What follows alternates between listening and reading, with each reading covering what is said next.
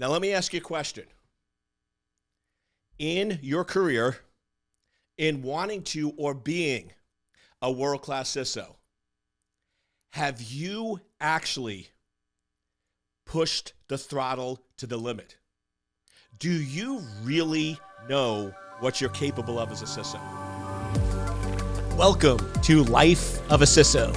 I'm Dr. Eric Cole, your host, and we'll be taking you on a journey each week on what it takes to be a CISO and what are solutions that you can implement today if you are currently a Chief Information Security Officer or if you want to be one in the future. This is Life of a CISO.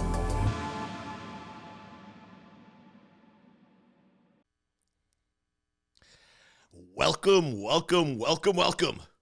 You know what time it is. It's that time. It's go time. It's time for Life of a CISO with yours truly. Dr. E is in the house. So I figured today we try something a little different. I was going to say we're going to have a little fun, but I'm like, we always have fun.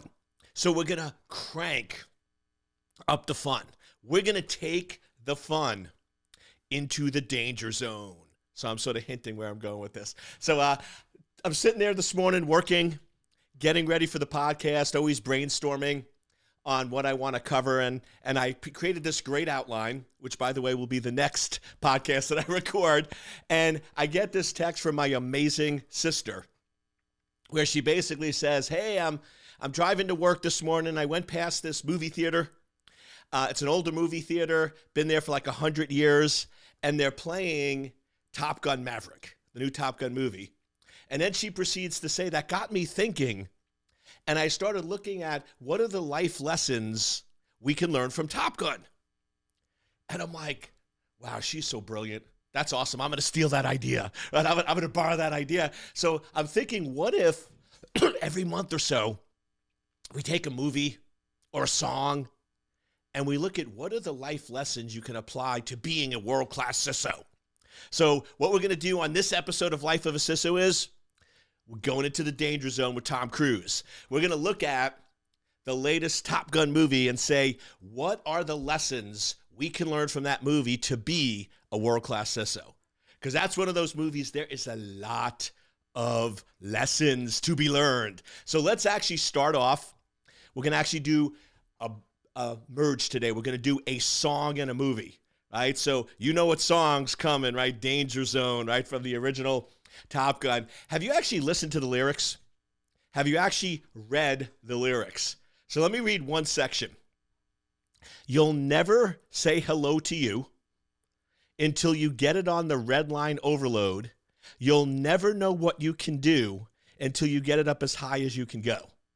So essentially, you'll never really know your full potential unless you actually push the envelope.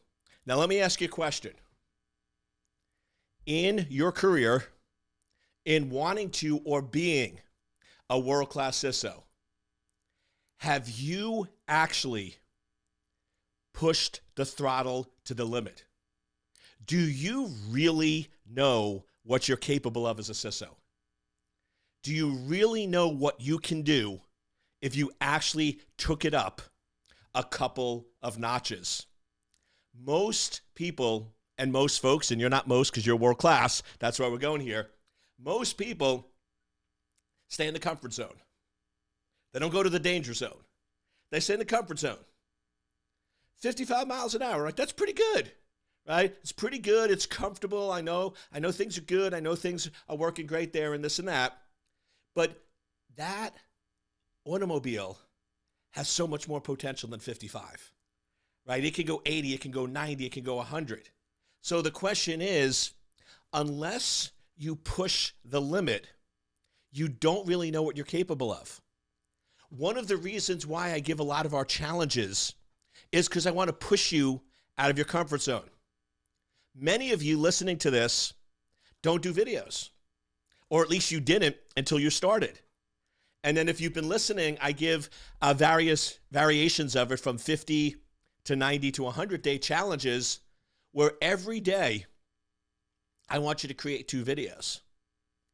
Now, every one of you listening to this is capable of creating 2 videos a day. You absolutely are. But many of you don't. Why? Because you're staying in that comfort zone. World-class CISOs push themselves out of the comfort zone. They push themselves and keep hitting that throttle saying, what can I do? Can I do a little more? Can I do a little more? Can I do a little more? Like going to the movie. And if you haven't seen the movie Top Gun Maverick, I have one question. What is wrong with you? Where have you been? How could you not have seen Top Gun Maverick? So hit pause, go watch the movie. Because I'm going to spoil alert it for you. We're breaking it down. I'm showing you all the key stuff of a world-class CISO. So if you don't want a spoiler alert, go watch the movie. All right, but beginning of the movie, Tom Cruise is flying the experimental jet. And they've only been doing it at, 6 or 7 Mach. And in order to meet the requirements, it has to do 10. They've never pushed it to the limit, so they didn't know if it could do 10. And guess what? It could. Right? So my question is, where are areas in your life, and like I said, we're doing Life of a CISO, so in your career, in wanting to become a CISO, where you can push the envelope a little more? How many stages have you been on in the last year? In the last month? In the last week? Why aren't you on more stages? The world needs to hear your message. How many times have you posted articles on social media? When was the last book you published? Did you ever publish a book? Right? These are the things that you need to start thinking about with your life is, am I really pushing myself to my full potential? Am I really pushing the throttle, or am I just playing it safe? Am I just doing what has and always been comfortable, and that's where I'm living? Now, there's always this debate, right? I always, when I do these types of discussions or panels and others, I always get people going, oh, but Eric, there's a balance in life. Yes. I'm not saying burn yourself out. But what I'm also saying is operating at a lower potential than what you're capable of burns more people out than operating at a fuller potential. This is one of the biggest lies that society teaches us. Oh, you're working too hard. Oh, you need to take it easy. Oh, you're getting burned out. Oh, you need to slow down. And you know why I know it doesn't work?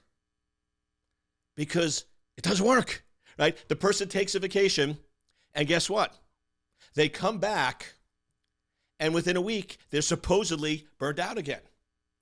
They're not burned out because they're working too hard. They're burnt out because they're not working hard enough, because they're not aligned with their full purpose. Their body knows, their mind knows, their unconscious knows that you're capable of so much more, and you're not doing it, so that creates a friction. If you're a parent, you might have seen this, where you know what your kid's potential is, and when they're not living up to that potential, doesn't that create stress? Doesn't that create tension? Doesn't that create frustration for you? But when they operate at their full potential and they're actually working harder, there's actually less stress on the system. There's less friction on the system, and you're actually operating much smoother because you have full alignment with the conscious, the unconscious, your purpose, and what you're capable of. So once again, this is a conversation for world-class people. If you're average, you already said, I don't like this guy, and you stop listening, which is good. Just come closer. I don't like average people. And guess what? Average people don't like me. That's okay. We're good. We're having fun here. But everyone in this planet, I believe, is world-class. And that's the magic. That's what makes this work. So just spend a little time on thinking about, if you really want to be world-class, are there areas in your life where there is friction or tension because you know you're not living up to that potential. You know there's more inside of you than what you're capable of, and you're holding back. What if this year you wrote a book? There's a book inside of you. What if this year you wrote a weekly blog? What if this year you did 2 videos a day on social media? What if you made a commitment that you're going to be on 2 stages a month? You absolutely can do all those things. But until you try and push that envelope, you don't know where that limit is. And what I find with most people is when I push them initially, they get a little uncomfortable. And then when they get to that next level, they're like, wow, this is so much easier. This is so much better, right? So it's bizarre, but until you experience what they call a flow state, or what I call get your mojo, right? You're not going to really understand what I'm saying. So just really spend a couple minutes saying, what can I do to really tap in to my full potential? So that's sort of lesson 1. The next one, and these first couple, I'm going to steal from my amazing sister, and then I've added a couple of my own. It's the pilot, not the plane. So when you're having challenges at work, you're the pilot. You can handle any challenge. So this is another quality of a world-class CISO. Take ownership for everything that happens. This is, once again, this one I'm hitting a lot of mature, deep topics very, very quickly, stacking them up here. The next one.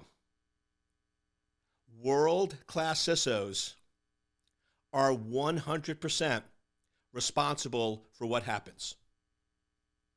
If something happens in the organization, they take, in cybersecurity, right, under their domain, they take responsibility. They don't point fingers. They don't blame others, right? They take full ownership. That's what world-class CISOs do. So are there areas in your life where you can take better ownership?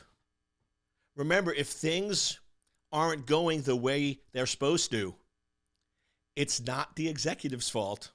It's nobody's fault. It's your responsibility, though. Stop blaming others. Average CISOs are always blaming others. You know how I can tell an average CISO? Because every 2 to 3 years, they work for a new company, and when I talk to them, they're like, Eric, this executive team, they don't get it. They just don't get security. They don't want to listen to me. They don't want to be secure. I did what I could. I tried. I tried as hard as I possibly could, but they just don't get it. So I moved to another company. And then in 2 years at that company, same thing. So let's have real conversations. Is it that the executives didn't get it? Well, maybe we're not getting it, right? Maybe there's a different way of approaching it. Maybe there's a different way of going about solving that problem. And that's actually one of our next episodes is going to be on that. As a world-class CISO, how to reframe, how to look at a situation from a different perspective. The next one that I love, and this one, you know, is really near and dear to my heart. Take care of your body. This is basically what is needed for you to be world-class. If you are sick, if you are in the hospital, or you're underground, you can't accomplish your mission. You can't live your dream and do what you want. So you need to go and keep your body healthy. Do you realize Tom Cruise is turning 60 years old in July? He's pretty good for 60, right? And I mean, in the movie and everything else, that's pretty darn good. But he exercises, he eats healthy, he recognizes that the foundational component is your body. Then Your being, your mindset is secondary, and then the business comes on top of that. But if you're not healthy and you're not free of limiting beliefs and focused and know your full potential, you're going to struggle. You're going to struggle a lot because you're giving yourself an unfair advantage. When was the last time you went to the gym? Well, and once again, I'm not casting judgment here. I'm just sort of world class. To me, this morning at 5 a.m., I go to the gym every morning. I'll be honest with you. It becomes a little bit of a drug, right? It's a good drug, right? But it definitely does, because guess what? You feel so much better. When I exercise, I get the blood flowing, get the muscles pumping, get a little cardio, do my meditation in the sauna, do a little ice bath, get to the office by 7 a.m. I am cranked, focused, and ready to go. Now, once again, caveats here. Make sure you do this smart. Make sure you consult a doctor. I'm not a medical doctor. I'm not giving medical advice. I'm not telling you to do anything that's crazy or nuts, right? It's just I'm telling you what I do, and you should look at building a similar routine with certified professionals that can make sure you do it in a smart, healthy manner. So take care of your body, exercise, eat healthy, because if that's not taken care of, you're not going to be able to operate at maximum capacity. And then we'll jump into a couple of mine. And this is probably one of the big ones for a CISO. Don't judge someone based on how you perceive their actions. We see this all the time, where a CISO doesn't get invited to a meeting. They don't get asked to present to the board. They don't get included in the discussion of an acquisition of a new company. And they immediately perceive those actions to be negative.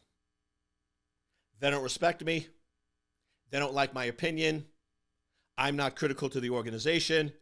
And they start building up this false narrative that doesn't serve them, doesn't serve the organization, and doesn't serve the people that work for them. Very often, when those things happen, and I go in and I talk to the executives, it's normally because they were trying to protect the CISO. This just happened where I had a CISO call me up. They were furious. They did it again. Eric, they did it again. I'm like, what did they do? The executives purchased another company without my involvement. And the company recently had ransomware attack, and they're vulnerable, and this creates a huge problem and a huge headache, and they're still not listening. So I went to the CEO, and I said, listen, what's going on? Why do you keep leaving the CISO out? He goes, what do you mean? I'm like, you just acquired another company and didn't involve the CISO. And he goes, why would I involve the CISO? Do you know how busy he or she is? I don't want to waste their time on this. When we acquire companies, it takes hundreds of hours. Why would I waste the time of a very valuable asset in our organization with hundreds of hours? And I said, because if the company you're acquiring has poor security, there might be a huge cost to integrate that into the organization. And they said, oh, that's interesting. We never thought about that, and no one ever told us that. So I'm like, So I went back to the CISO and I said, question, have you actually told the CEO that you want to be involved in acquisitions of new companies and why you need to be involved? And they sort of look at me like, come on, Eric, that's common sense. I'm like, okay, here we go, right? Strap up, we're on a roller coaster, right? I'm like, okay, really? So you're telling me that somebody that runs a business that doesn't know cyber, that doesn't specialize in cyber, they're supposed to magically know that this is important wouldn't it make more sense that the person who's responsible for security would tell them, right? And it was this huge disconnect. And when we got done, what we basically realized is the CISO never communicated that to the executive team. They would just keep getting mad each time. They never explained why they wanted to be involved. The executive team didn't even know that they were upset, and the executive team was trying to protect them. They were actually trying to go in and limit the amount of time, energy, and effort. So be very careful. Don't prejudge a situation because it might not be what you think it is. And yes, I have my list, so that's why you see me looking up and down. So don't limit yourself based on what you think you can do. So in the movie Top Gun, all of the junior, whatever Top Gun pilots, but they weren't Tom Cruise, right? The ones that were younger, right? But were Top Gun, they all basically were at the same level, and they convinced themselves that what they were asked to do was impossible because none of them had the experience or the capability to do that. So they basically limited themselves based on who they surrounded themselves with. And then what happened? I told you, spoiler alert. The key part in the movie where Maverick, essentially stole the plane and ran the course in less time and showed them it could be done. So the trick is, are you surrounding yourself with people that push you beyond your capabilities? Are you surrounding yourself with people that can show you the impossible is possible? Or are you surrounding yourself with everyone that thinks and acts the way you do, and that keeps you limited?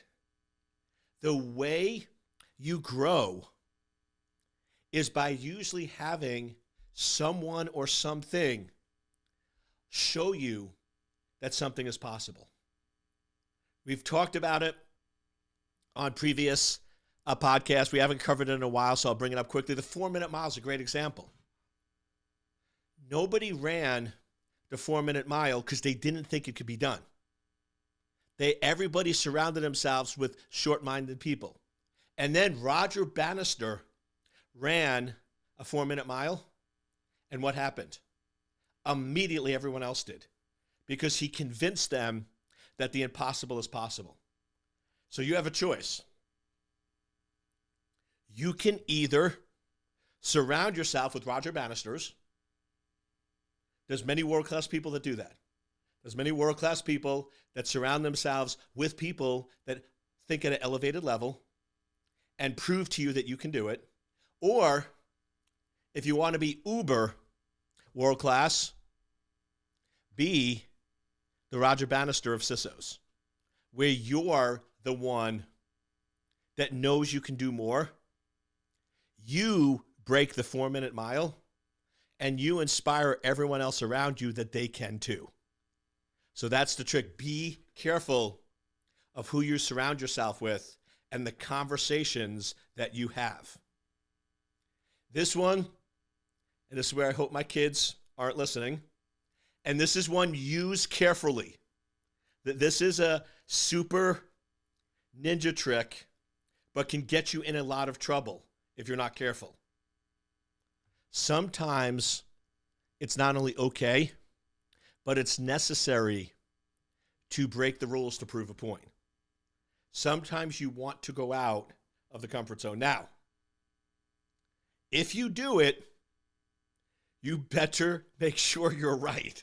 You better make sure that you believe in yourself enough that you are going to prove the point that you want to prove.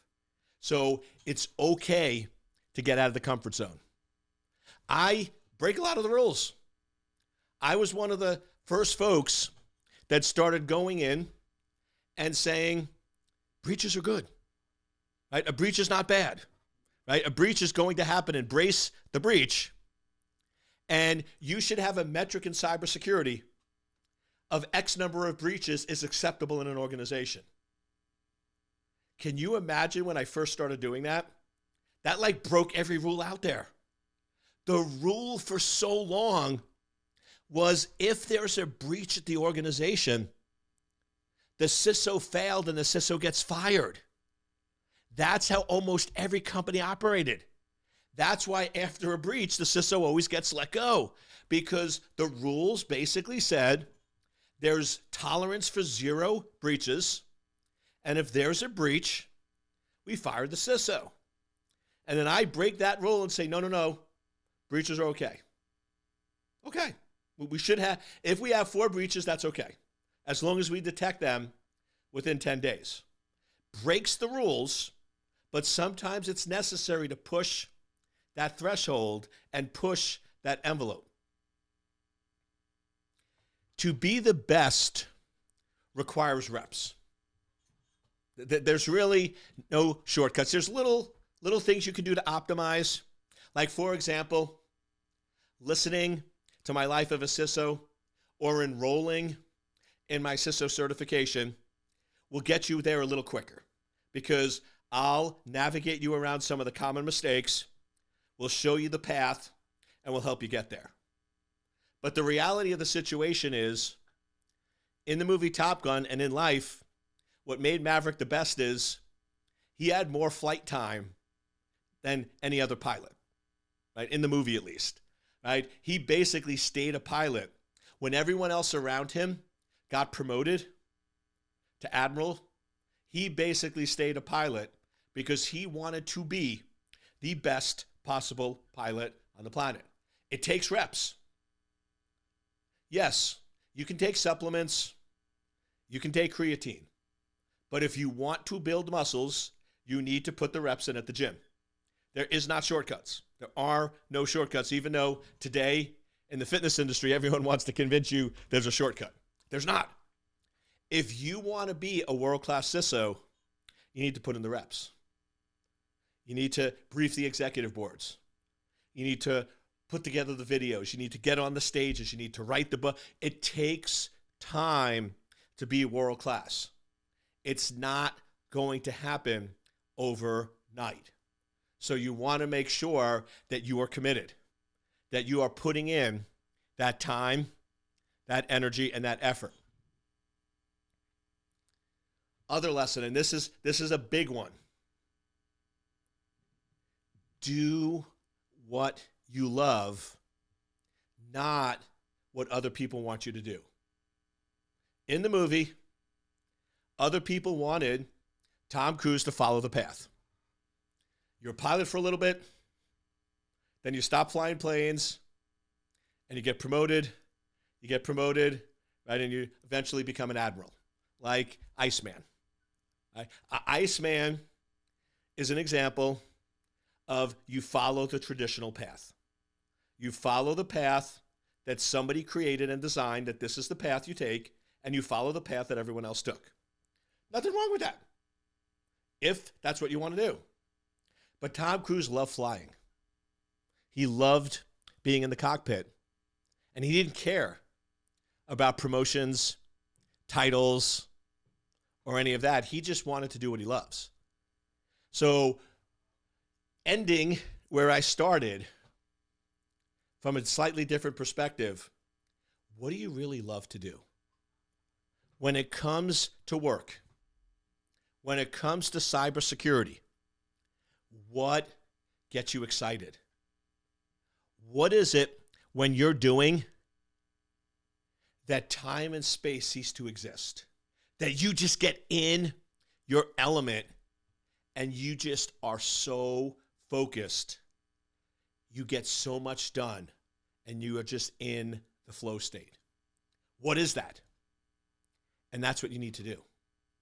Now, if it is leading organizations, building strategic plans, briefing executives, and using cybersecurity as a business enabler, that's awesome. That is awesome, and I encourage you to pursue that. I encourage you to continue to become a world-class CISO and do not let anything get in your way. But if you do love the technical, if you love sitting in front of 4 monitors and watching and tracking attacks and catching the adversary and blocking them, or doing threat hunting, or doing forensics or intrusion detection, or configuring and setting up firewall rule sets and analyzing systems. If that's what you love to do, then you should do that. Don't become a CISO because you think it's the proper career path. Don't become a CISO because you want the title. If you don't love doing it, you're not going to be happy, you're going to be frustrated, and you're not going to be world class. But if you do love that, then pursue that path. The world needs world-class security engineers as much as the world needs world-class CISOs. So make sure you really spend some time asking yourself, what is it that I really love to do? And then follow that career track, because the bottom line is this. If you love what you do, you never, ever have to work a day in your life. I hope you enjoyed this episode of Life of a CISO and look forward to seeing you next week.